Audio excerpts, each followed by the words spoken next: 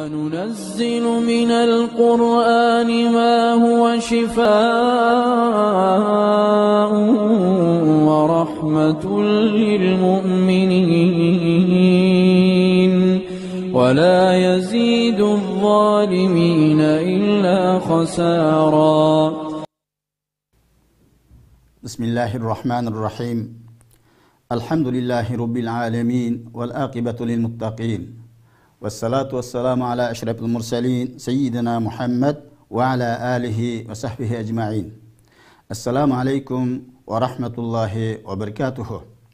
Hürmetli qarindaşlar, Kur'an ve biz namlıq programımızın növbetlik sanıda Kur'an-ı Kerim'de bayan kılınğan Hazreti Luqman'ın ünümlük nasihatleri üstüde toxtalımız. Allah Teala Kur'an-ı Kerim'de Hazreti Luqman'ın ki oğluğa nasihat kılıştan ayeti mehr muhabbet bilen, kuyumluk bilen başlap bu nasihate de muvaffaqiyat kazanğanlığı şarat kılıp ve şundaqla her qanda bir nasihatning ki kuyumcallık bilen, mehr muhabbet bilen elip berilganda neticesi bulduğanlıqıga eksçe qopallık bilen kılınğan nasihatlarning ki hech qanday önüm bolmaydiganlığı şarat qilgan halda bizge Hazreti Luqmanning ki öz oğluğa qilgan nasihatlarini eslatib mundaq deydi. وإذ قال لقمان لابنه وهو يعيده يا بني لا تشرك بالله إن الشرك لظلم عظيم. Öz vaxtida Luqman özünün oğluğa nasihat qılğan halda deydi. Ey oğulçuqum, Allah'a şirik keltirmegen şirik hakikaten çoğ zulümdür. Bu yerda nayetmi çoğ bir muşu vaz nasihatning ki bir qoida bor, u bo'lsa-mu, avval biz vaz nasihatni vaz nasihat qilgan kishi qarta bir kuyum mehr muhabbatimizdan berish. Bu yerda arabchilikda bunayya degan, ya'ni hurmat taskir degan hurmatni ifodalaydi. Kuyum mehr shafqatni ifodalaydi. Cho'nglarga bo'lganda mehr hurmat, kichiklarga bo'lganda kuyum mehr shafqat. Ya'ni ey o'g'il chiqim degandan keyin albatta o'g'il bu yerda butun zehnini dadaga markazlashtirdi. Ha, dadam qanday bir unumlik menga nasihatni qiladi deb quloq beradi, butun zehni bilan hozirlik qiladi. Hozir hamda shu nurg'ulgan ota-onalar biz shu bolalarga nasihat qilishda mag'lub bo'lib kelyapmiz. Bo'libmi shu bolalarga o'zimizning o'quvchilarga qilgan nasihatlarda ba'zi qo'pol g'azablanish bilan boshlangan, shuning bilan u bolalarga u nasihat unum natija bermagan. Mana Alloh taoloninki bu bizga bu Hazreti Luqmanninki öz oğluğa bo'lgan nasihatlarini eslatish bu Qur'oni Kerimda hatto bir so'rini Luqman ismi bilan atashdiki birdim hikmati har qanday vaz nasihatlarninki mehr muhabbat bilan bo'lishining zo'rligiga ishorat. Endi inson hayotida eng unumli narsalar bilan boshlaydi. Hazrat Luqman o'zining o'g'liga nasihat qilishda eng unumli bo'lgan narsalar boshlaydi. U bo'lsa-mu tavhid, ya'ni Allohga shirik keltirmaslik. Endi bugungi kunda biz bolalarimizni bir odam qilib qo'yolmay, nurg'ulg'an tirishchiliklarni ko'rsatamiz. Afsus, bir 10 minutlik vaqtimizni chiqarib, Qur'oni Kerimda alayda bir suraga nom bilgan Luqmanningki bu nasihatlarini bolalarimizga yetkazishga vaqtimiz yo'q. Shuning bilan ustozlar o'zininki talib o'quvchilardan, ota-onalar o'zining bolalaridan qaqshaydi shikoyat qiladi. İnsan hayotida eng muhim narsa yaratgan igimizden tunuş. Mana bu yerda Alloh taolo bu surat Hazreti Luqmanninki vasiyatini nasihatimizga eslatib, bu yerda shirkninki haqiqatan ig'ir zulm ekanligini deydi. Albatta shirk degan bir uvalchilik, Allohning haqqida bo'lgan uvalchilik. Albatta biz bir o'zimizning haqqiga bir odatki bir insonlarning shirk bo'lishini biz yoqtirmaymiz uyu. Kainatning egasi bo'lgan bütün osmon zaminni yaratgan Allohga odatki bir ojiz bir insonning shirk qilib qo'yish haqiqatan uvalchilik. Shunga bu yerda islomning eng muhim e'tiqodlaridan biri bo'lgan shu tavhid, Allohni bor va bir deb bilish, bor va bir deb bilgan bilan birga bütün Alloh taolaning shirklarni paklash, hech qanday Allohningki shirk yo'qligini bolalarimizga nasihat qilish, mana bu nasihatning eng muhim nasihatlarning biri. İkinci vasiyeti de o'zininki ota-onasiga yaxshilik qilish haqida vasiyat qiladi. Buni Alloh taolo o'zining so'zi bilan bizga eslatadi. Va vasaynal insani biwalidihi ihsana. Biz insonni ota-onasiga yaxshilik qilishga buyurdik deydi. Ya'ni bu Hazrat Luqmanning o'zininki o'g'liga eslatgan so'zlarining jumlasini degan ulamalar. Ota-onaga yaxshilik qilishga Alloh buyurdi bizni. Endi zihnimizga savol keladiki, bu yaxshilikni kimdan boshlaymiz? Haqiqatan ota-onaning haqqi bek cho'ng. Bu ota-onaning cho'ng haqqini dadadan boshlamdik, anadan boshlamdik degan bir savol tug'iladi. Bu savol Luqman o'zining o'g'li so'rashdan burun javob berib, deydiki, hamalatu ummuhu wahnan ala wahnin. Uni anasi ojizlikning ustiga mushunda ko'tardi deydi. Bir balaninki hamildor bo'lib, ananing quchog'ida tug'ilib bo'lg'achlik shu ananing ojizlashdan boshqa, hatto shu ananing yemekliklarini yegan taomlarini uzuqlanadi. Tug'ilgandan keyin butun ana yemek içmey balani cho'ng qiladi. Buningki ananinki tatgan eziyetlari, xafalıqlari bola uchun nayt ko'p. Shunga bu yerda ota-onaga yaxshilik qil deb bo'lib, yaxshilik qilishni nereden boshlaydi? Albatta anadan boshlaydi. Bu oyatdan keyin mustaqildan bir payg'ambar sollallohu bir hadis ham bor. Payg'ambar sollallohu birisi kelib, "Ya Rasululloh, men yaxshilik qilishga kim eng haqli? Anam dadamning ichida" deganki, Payg'ambar sollallohu anang degan. Anang degan yana so'ragan, ta 4-qatimda anangdan keyin dadang deb javob bergan hadis bor. Biz albatta anamizning ustidagi bo'lgan haqqi, Allohning haqqidan qolsa, anamizning haqqi, anangdan keyin dadamizning haqqi ne tunutishga vasiyat qiladi. Agar biz bolalarimizni mana Allah'ını tunutup Allah'ın hakkına raya qilishni, anandan ananing haqqini, dadaning haqqini tunishni tavsiya qilib, bizni nasihat qilib, buningda natija qozonadigan bo'lsak, biz bolamizning yaramliq bir odam bo'lishga qasqashgan bo'lamiz. Yani bu oyatning oxirida anashkur li va livalidayk. Allah aytadiki, biz insonga aytdik, ey inson, menga shukr qilgin, Allohga shukr qil, ota-onangga shukr qilgin. Allah hemmimizin yaratquchisi. Ata-onamiz bizning bu dunyoga kelishimizga sabab bo'lganlar. Şuna biz bu o'tgan darsimizda degan shukr, insonga shukr qilmagan odam Allohga shukr etgan bo'lmaydi. Şuna biz shukrini avval Allohga aytamiz, andan keyin bir ne'matlarga vasila bo'lgan, sabab bo'lgan odamning hammasiga shukr etishmi? Mana bu iymonimizning taqozosi. Mening tarafimdan qaytislar dedi Cenab-ı Allah. Allah'a ve ata-onang shukr qilgan deb bilib, mening tarafimdan qaytislar. Demak, jazo mukofotining yanimda Allohga shukr qilsang, ata-onangga shukr qilsang, bu shukr qilib turib, kasang nashkurlik qilmay, tuzko'rlik qilmay, mukofotni ko'rsa, nashkurlik qilsang, tuzko'rlik qilsang, buning jazosini ko'rsa degan bo'ldi.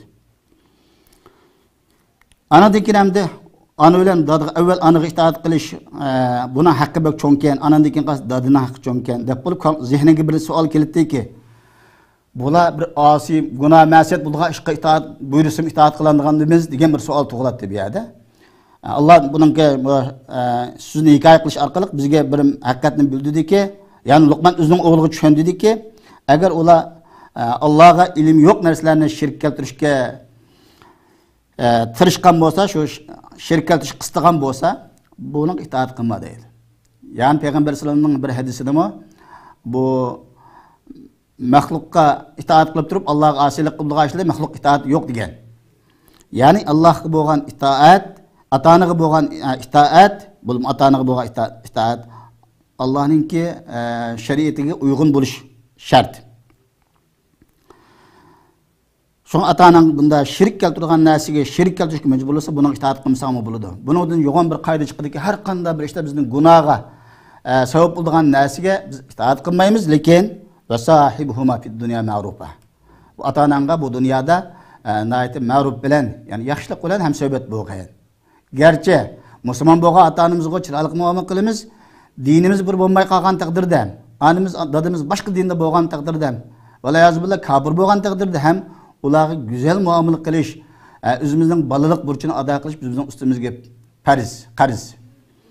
Afsus nurg'ulgan qarindoshlar islomning tavalla tabarra qismini tushundik deb oshirib yetib, o'zining ota-onasidan voz kechib o'tadigan, oila tavobatdan voz kechib o'tadigan, chunki ular shariatga yaxshi amal qilmaydi, u bu deganim bilan bunda xatoliklarni sodir qilib kelyapmiz. Biz har qanday narsa bizga Qur'on hadis o'lcham bo'lish kerak. Qur'on hadisdan chatnab ketmasligimiz lozim. Vattabi sabili men anab. Bu ata-ana yaxshilik qilishda men itoat qilgan odamning yo'liga ergashgan deydi. Ya'ni biz ata-onamizga shukr qilishda, Allohga shukr qilishda, bularga yaxshi hamsohbat bo'lishda Allohga qaytgan, ya'ni taqvodor odamning yo'liga ergashishimiz kerak. Ana degan hammaning qaytadigan joyinglar mening tarafim bo'ladi. Birdan-bir dunyoda qilgan ishlaringlardan birdan-bir xabar qilma deydi Janob Alloh.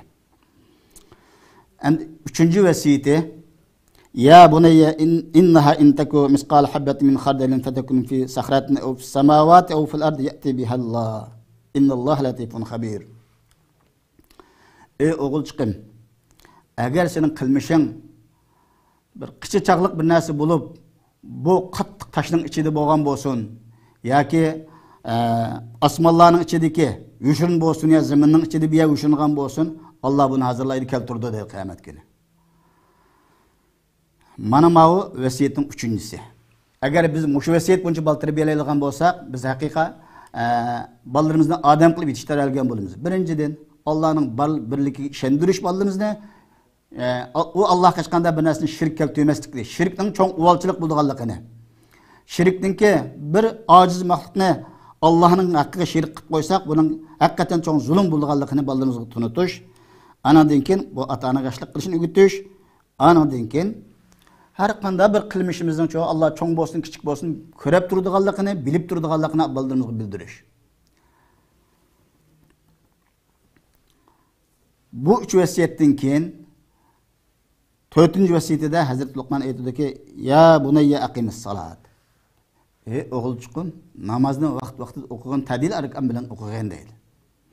Biz balimizni yuqorqidagi sifat bilan buni yetishtirib bo'lgandan keyin 4-muhim nasihatimiz balimizga shu namoz o'qishni o'rgatish.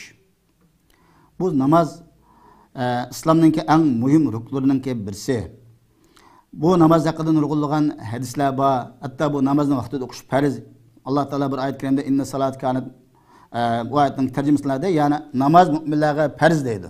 Vaqtida o'qish farz qilingan ibodatlardan. Payg'ambarimiz Muhammad sallallohu alayhi vasallam bir hadisida aytgan, bir odam namozni tark etsa, bu dinninki nimasidan tark etgan bo'ladi. Ya'ni namoz bilan bu namoz Alloh itoat qilgan musulmon banda bilan kafir bandaning o'tirishga farq ekanligiga ogohlantirdi. Shunga bu yerda Hazrat Luqman o'zining o'g'liga 4-vasiyatida shu namozga sal qaramaslikqa, namozni shariat ko'rsatgan bo'yicha ado qilishga nasihat qiladi. Bu namozning haqida qanchalik to'xtalsak yana ozlik keladi. Bu yetarki bolamizni namoz o'qiy oladigan, qila olgan bo'lsak, biz qozongan ota-onalardan bo'la olamiz. Agar bolamiz namoz o'qimaydigan bo'lgan bo'lsa, biz hayotimizda har qancha cho'ng o'qitib ketaylik bolalarimizni, biz o'zimizning bu nimamizda mag'lub bo'lgan bo'lamiz. 5-nasihada va'muru bil ma'ruf va nahy anil munkar. Ey o'g'lim, sen yaxshi ishlarga buyuradigan, yomon ishlardan to'sgan xalqlarni deydi. Afsus, bu bugungi kunda xalqlar buni unutib ketgan, hatto bir odamga yaxshi ishga buyurib yomon ishni to'ssa, bu ortiqcha ish, buni haqning ichki ishga aralashganlik deb qaraydigan bir zamonda yashayapmiz. Bu amr bil ma'rufningki o'rni bek cho'ng islomda. Hatto bir hadis deydi, bu amr ma'rufni tark etgan millatni Alloh taolo halok qilib o'tib, o'rniga boshqa bir millatning keltirdi degan nimadan bor. Bu amr ma'ruf, nahy anil munkar haqiqatan bakmo muhim narsa. Biz bolamizga 5-qadamda bolamiz tavhid mustahkam bo'ldi, shirkdan yiroq bo'ldi, ota-ona yaxshi qilishni o'rgandi. Anadan keyin har qanday bir qichirchaqlik narsa bo'lsin, qichachaqlik narsa bo'lsin, buningki undan cho'ng bo'lsa albatta kichikdi. Bunda kichik ishlarni Allohning bilib turadiganligini, hisob ilib turadiganligini bolamizga singdirdik. Anadan keyin namozni o'rgatdik. Amr ma'ruf, nahy anil munkarni ham o'rgatishimiz kerak. Buning bilan bolamiz o'zininki musulmonlik, insonlik burchini ado qilgan bo'ladi. Vijdon bilan yashagan bo'ladi. Chunki bir aramizdagi atrofimizdagi insonlarning qilgan jinoyati o'zgalar xas bo'lmaydi, butun ummatga, millatga tang yetadi buning shumligi. Shunga biz bolalarimizga mushunda o'rgatsak, amr bil ma'ruf, nahy anilki eng muhimligini, inshaalloh millatimizningki kelajagiga parlaq bo'ladiganligida shak yo'q. 6-vasiyatida vasbir alama asabak inna zalik min azmil umur deydi.